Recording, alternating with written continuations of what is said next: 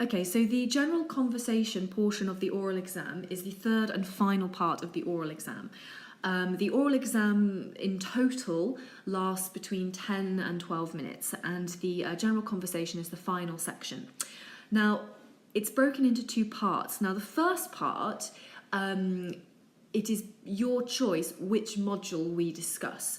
So you can choose ahead of the exam any of the modules we've studied, and that will dictate what we do in the first part of the general conversation. So you get to choose whichever module you want to focus on. Now, during the very beginning of the general conversation, I will instruct you to introduce your topic. You have up to 1 minute to make a small presentation, oral presentation, from within that topic area.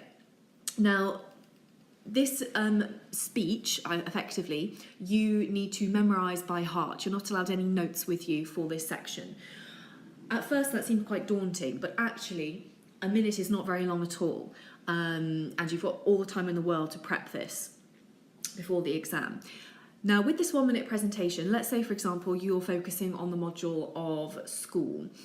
Your presentation, you can focus on any element of school. So you might do a minute presentation on which subjects you like, which subjects you don't like, with a brief mention about teachers. What I would say with your minute presentation, from whichever module you've chosen, try to keep your minute's presentation focused on one small area of the topic. Because the issue is, if you do a scattering of comments within that module, it makes my follow-up question and answer session a little bit trickier, okay? Because if you've basically covered briefly all of the questions, I'll have to dig a little deeper to find questions to ask you to follow up. So try and keep it to a narrow portion of the module of your choosing, okay? So if you've chosen module 1, all about families and relationships and friends, just maybe describe your best friend. Give lots of detail about them, what they look like, their characteristic, why you like them, what you did with them recently, what you're going to do next weekend, but don't touch on anything to do with families or anything like that. Give me scope, please, to ask you some follow-up questions, because I have to ask follow-up questions and you don't want me having to come up with difficult questions on the spot. Now, the other thing with this minute presentation, make it fancy. This is your opportunity to show off to the examiner.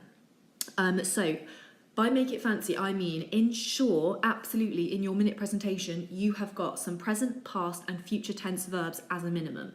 Other tenses, other verbs are a definite bonus, okay? But present, past, future as an absolute minimum. Also make sure you put in there some opinions and some fancy grammar or fancy structures, okay?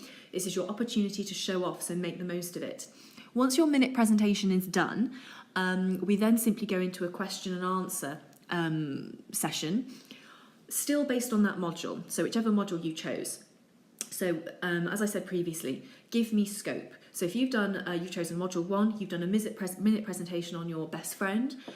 The question and answer session after that, I will be just choosing other questions from module 1. So, describe your family, that kind of thing. Once we've completed part 1 of the general conversation, we then move to part 2.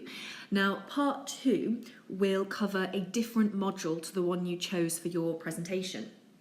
And it will be randomly assigned by the exam board. And you won't know what it is until we begin. I will introduce it very clearly. So once we've finished part 1, I will then say something like, OK, maintenant on va parler de l'école. I'll make it very clear which module we are dealing with. And then we simply do some questions and answers within that module. Now, because this one's going to be a bit more of a surprise, obviously your answers might not be as long, as developed as the module that you had chosen to prepare, okay? But the key to success in this area is really just demonstrating that you understand the questions that I ask you and that you can echo back to me an answer. You should try and use the verb that I have used and simply repeat it back to me. So if I were to ask you, for example, qu'est-ce que tu aimes étudier à l'école? You could repeat it sort of back to me and say, à l'école, j'aime étudier le français parce que c'est intéressant. So be smart about this. Listen clearly to my question and repeat it back to me, because that way you'll be demonstrating that you can use verbs in sentences and correctly. Have pre-learned in your head a bank of opinion phrases. So worst case scenario, you can just give me an answer, even if it's not true, okay? What you want to avoid is saying something like, je ne l'aime pas, I don't like it, parce que. And people always seem to say the parce que before they've actually decided what the opinion's going to be. And then they're sat there just staring at me, thinking parce que, and they go blank. So make sure you've got a bank of opinions in your head. So if that happens to you, you can have a little pause and then you can just say, oh, parce que c'est épouvantable, because it's awful, something like that, okay? So having a pre-learned bank of phrases in your head is the key to success. Okay, let's have a quick look at the mark scheme. There's a lot of marks available for this. There's 36 in total. You can get up to 12 marks for your communication and content. So if you look in the 10 to 12 section, it's all about giving detailed information, developing the conversation, not just giving me one-word answers, giving opinions, justifying them, and having good pronunciation.